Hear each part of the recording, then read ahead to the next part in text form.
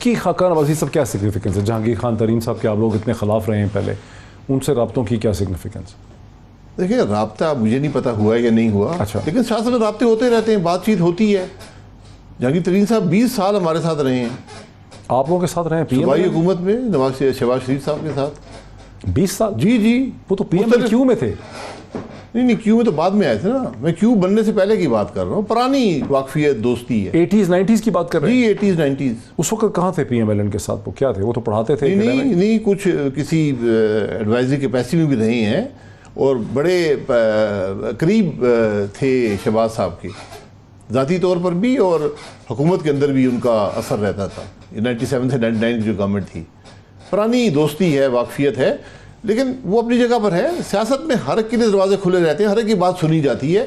میں نے پہلے کہا ہمارے کچھ اصولوں پر ہم نے کوئی غیر جمہوری عمل میں حصہ نہیں لینا، ہارس ٹریڈنگ نہیں کرنی، ہم کسی ایسی چیز کا حصہ نہیں بننا چاہتے جس سے ملک میں جمہوریت کو خطرہ ہو.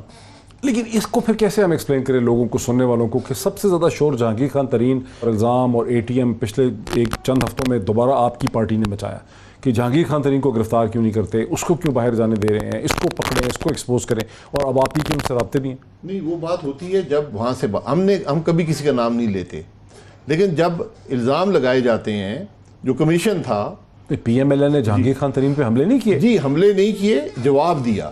40% جب یہ فیصلے ہوئے ایکسپورٹ کے، جس سے چینی کی قیمت بڑھی اور آج تک بڑھی ہوئی ہے، حکومت نے کوئی ایفرٹ نہیں کیا کنٹرول کرنے کے لیے.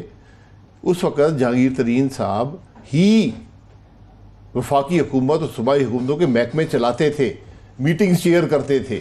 یہ سب حقائق ہیں، میں اپنی طرف سے نہیں بنا رہا. اور جب چینی کا فیصلہ ہوا، 40% ملک میں چینی پروڈکشن کے مالک کابینہ کی ٹیبل پر بیٹھے ہوئے تھے. یہ کیفیت ہے. ہم اس کو یہ بات کرتے ہیں. تو یہ اگر ان کو ٹارگٹ کیا، ان کی انٹیگریٹی ان کو نہیں ٹارگٹ کیا، ہم نے انگیج کرنے میں بھی کوئی حرج نہیں. حقائق کا ذکر کیا. انگیج وہ اگر آگے آج وہ بات کرنا چاہتے تو ہم بات سننے کو تیار ہیں، ہم بات سننے کو تیار ہیں، ہر ایک کی بات سننے کو تیار ہے. کل کو اگر جہانگیر خان ترین صاحب نواز شریف صاحب کی سائڈ کے ساتھ اوپر کھڑے ہو جائیں، ان کے سائڈ پہ آ کے کھڑے ہو جائیں عمران خان کے خلاف، تو پھر وہ سب ٹھیک ہو جائے گا؟ نہیں ٹھیک نہیں ہوگا، اس کا تو جواب دینا پڑے گا ان کو. کس کو؟ جہانگیر ترین صاحب نے اگر کوئی کرپشن کی ہے. نواز شریف صاحب کو نہیں دینا پڑے گا. کس بات کا؟ کہ وہ میں جہانگیر خان ترین کو امبریس کر رہا ہوں، پہلے میری ساری پارٹی ان کے اوپر چڑھائی کرتی ہے. دیکھیں پارٹیاں چڑھائی کرتی ہیں دوسرے پر. ایک شخص نے غلطی تسلیم کر لی، آپ کے ساتھ شامل ہو گیا. نواز شریف صاحب تو اس کی جماعت میں شامل نہیں ہوئے. آپ کے ساتھ شامل ہونے میں اپنی غلطی تسلیم کر لے گا، پھر ہو جائے گا. وہ چرچ والی کہانی ہے، وہ ہمارے خلاف اتنی باتیں کنفیشن ہو گئی.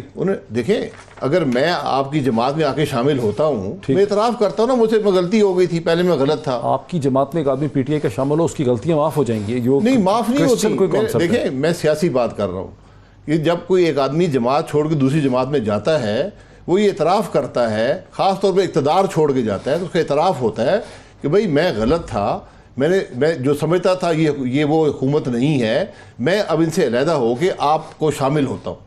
اگر اس نے کوئی کرپشن کی ہے، کوئی غلط غیر قانونی بات کی ہے، وہ اس کو بھگتنی پڑے گی. مجھے تو جہاں تک یاد پڑتا ہے سپریم کورٹ سے ان کو پالیٹکس سے ڈسکوالیفائی پبلک آفس کے لیے بھی آپ کی جماعت نے کروایا. جی صحیح ہے کہ ہماری جماعت نے نہیں کرایا تھا، ایک کیس تھا اس میں وہ ہو گئے تھے. وہ پٹیشن کون لے کر آیا تھا؟ مجھے یاد نہیں ہے، شاید ہم نہیں کرایا ہو. بالکل یہ درست ہو سکتا ہے. پٹیشن حنیف عباسی کی تھی عمران خان کے خلاف. مجھے یاد نہیں ہے، لیکن اگر کرایا ہے تو یہ بھی ہمارا حق تھا. اچھا چلیں، یہ تو پبلک فیصلہ کرتی ہے، مطلب جو آپ کی پوزیشن ہے. یہ بتائیں کہ پی ایم ایل این مین سٹریم پاکستانی پولیٹکس میں سے آپ لوگ، یعنی آپ کہتے ہیں سازش ہوگی، -1 ہو گیا، جھگڑا ہو گیا، آپ کے خلاف ہو گئے، سازش ہوگی، کچھ بھی کر لیں. اب جو بھی پولیٹیکل مسٹیک آپ کی ہوئی ہے، ان دا سینس میں مورل بات نہیں کر رہا، سیاست کو سمجھنے میں، اس کو کیسے ریکٹیفائی کریں گے؟ پہلے کیا آپ کو ہے، آپ کی پارٹی کو ادراک کہ آپ لوگوں سے بنیادی طور پہ پاکستان کی پالیٹکس میں غلطی ہوئی کیا؟ نہیں ہم نہیں سمجھتے ہم سے کوئی غلطی ہوئی ہے. ہم غلطیوں کے پتلے ہیں، انسان ہیں، ہزاروں غلطیاں ہوئی ہوں گی، لیکن میں نہیں سمجھتا ہم نے اصولی طور پر کوئی غلطی کی ہے.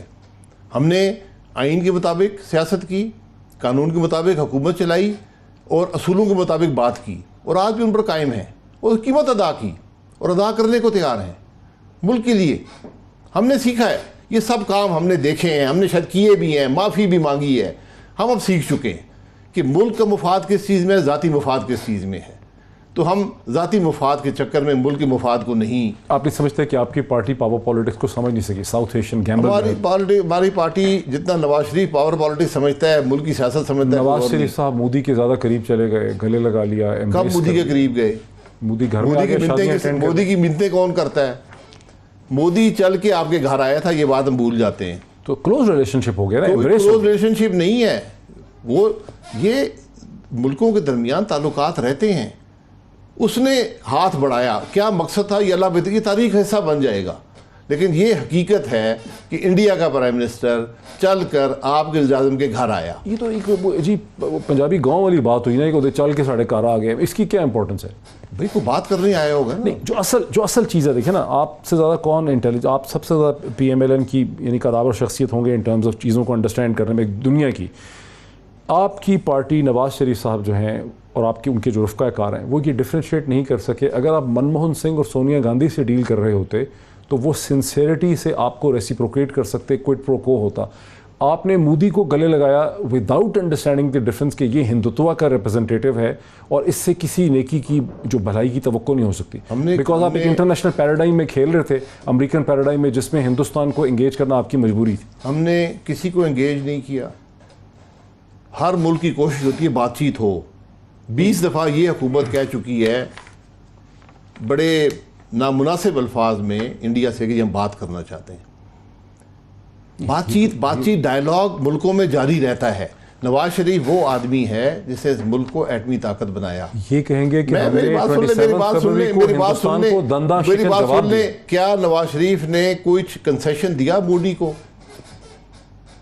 نواز شریف جتنا سٹرانگ اس کا سٹانس انڈیا کے بارے میں, کشمیر کے بارے میں ہے, پاکستان کے کسی وزیر اعظم کا نہیں ہے. سر اس کی کہاں ایویڈنس؟ آج تو بات کرنی چھوڑ دی ہم نے. یہ تو بہت سٹرانگلی بات کرتے ہیں کشمیر. کب بات کی ہے؟ جو ہوا ہے یہ تاریخ پہ چھوڑ دیں کہ نواز شریف نے کیا کیا, اس حکومت نے کیا, یہ تاریخ پہ چھوڑ دیں. میں کنٹروورشل باتیں یہاں نہیں کرنا چاہتا.